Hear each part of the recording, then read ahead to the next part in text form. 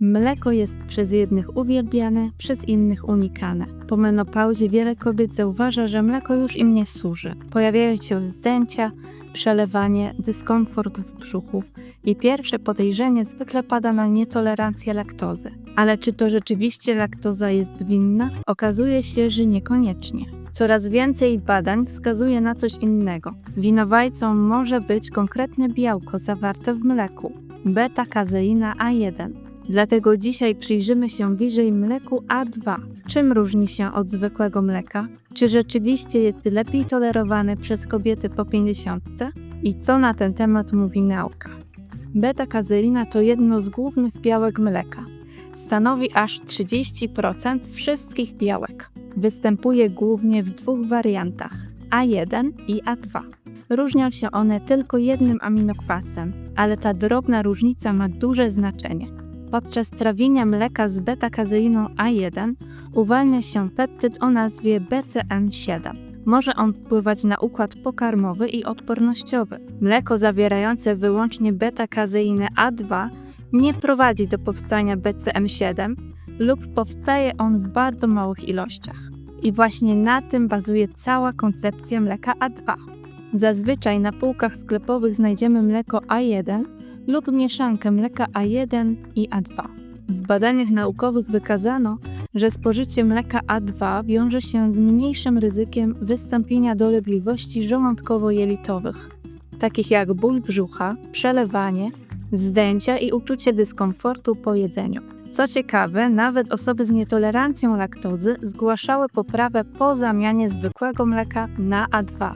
Prawdopodobnie wynika to z tego, że beta-kazeina A1 może przyspieszać opróżnianie żołądka i pogarszać tolerancję laktozy. Natomiast mleko A2 działa łagodniej. W badaniach na myszach zauważono też, że spożycie mleka A2 korzystnie wpływa na mikrobiotę jelitową, poprawia integralność bariery jelitowej i sprzyja produkcji krótkołańcuchowych kwasów tłuszczowych, które wspierają zdrowie jelit, zmniejszają stan zapalny i pomagają utrzymać szczelną barierę jelitową. To bardzo ważne, bo u kobiet po menopauzie z powodu spadku estrogenu dochodzi do zmian w mikrobiomie jelitowym, osłabienia błony śluzowej i większej podatności na stany zapalne. A jeśli chcesz dowiadywać się więcej o tym, jak wspierać swoje zdrowie po 50, zasubskrybuj ten kanał. To naprawdę pomaga mi docierać do innych kobiet, które mogą potrzebować tej wiedzy.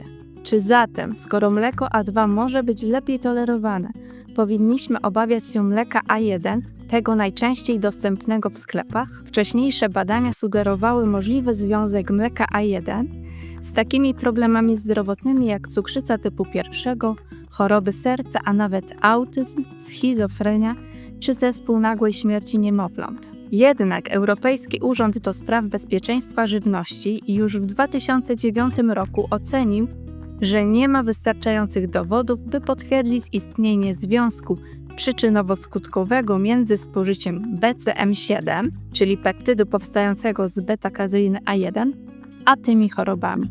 Późniejsze doświadczenia wykazały, że BCM7 rzeczywiście może przenikać przez ścianę jelita i wpływać na układ odpornościowy, a także oddziaływać na mikrobiom jelitowy i barierę jelitową. Z kolei niektóre badania sugerują, że mleko A1 może wydłużać czas pasażu jelitowego, co może prowadzić do wzdęć, zaparć i dyskomfortu trawiennego.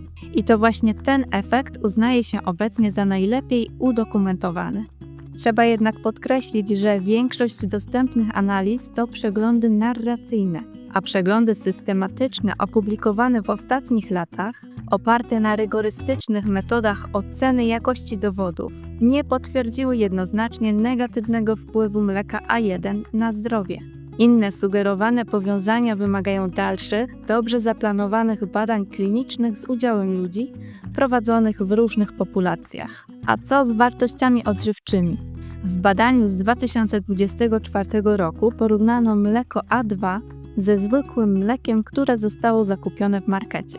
Sprawdzano m.in. biodostępność składników mineralnych oraz przebieg trawienia. Okazało się, że oba rodzaje mleka miały podobne stężenie niezbędnych składników mineralnych, takich jak wapń i magnez, a ich przyspajanie nie różniło się istotnie. Jednak już w pierwszej godzinie trawienia mleko A2 wykazywało wyższą zawartość wolnych aminokwasów, co może świadczyć o lepszym trawieniu i wchłanianiu białka. To szczególnie ważne dla kobiet po 50, które potrzebują dobrze przyswajalnego białka, by utrzymać masę mięśniową i zdrowie metaboliczne. Skąd właściwie pochodzi mleko A2? Od krów, które naturalnie produkują tylko beta-kazeinę A2. Nie jest to mleko modyfikowane genetycznie. Wyselekcjonowano po prostu rasy i osobniki, które mają gen kodujący tylko ten typ białka. Produkcja mleka A2 jest trudniejsza i droższa, bo wymaga oddzielnego dojenia i testowania krów, a także dlatego, że mleko A2 gorzej krzepnie, co utrudnia produkcję sera. Mimo to rosnące zainteresowanie mlekiem A2 sprawia, że niektórzy producenci podejmują wyzwanie i eksperymentują z jego wykorzystaniem w serowarstwie, szukając nowych rozwiązań technologicznych. W Polsce produkty A2 są już dostępne, ale wciąż mało popularne. Często zawierają mieszaninę białek A1 i A2, warto więc dokładnie czytać etykiety i wybierać produkty z czystym A2, czyli zawierające wyłącznie beta-kazeinę A2. Takie mleko i jego przetwory można zamówić przez internet, bezpośrednio od producenta lub w sklepach ze zdrową żywnością. Podsumowując, mleko A2 może być lepszym wyborem dla kobiet po menopauzie, które źle tolerują zwykłe mleko. Jest lepiej trawione, łagodniejsze dla układu pokarmowego i wspiera mikrobiom jelitowy. Choć potrzeba jeszcze więcej badań, obecne dowody są obiecujące i warto rozważyć wprowadzenie mleka A2 jako alternatywy, zwłaszcza jeśli zauważasz, że po 50 mleko przestało Ci służyć. Jeśli cenisz naukę w prostych słowach, zasubskrybuj mój kanał. Polub również ten film i kliknij dzwoneczek. Dzięki temu łatwiej mi docierać z tą wiedzą do innych kobiet po 50. A jeśli interesuje Cię, jak zdrowo się odżywiać w tym wyjątkowym czasie, koniecznie zajrzyj do moich innych filmów.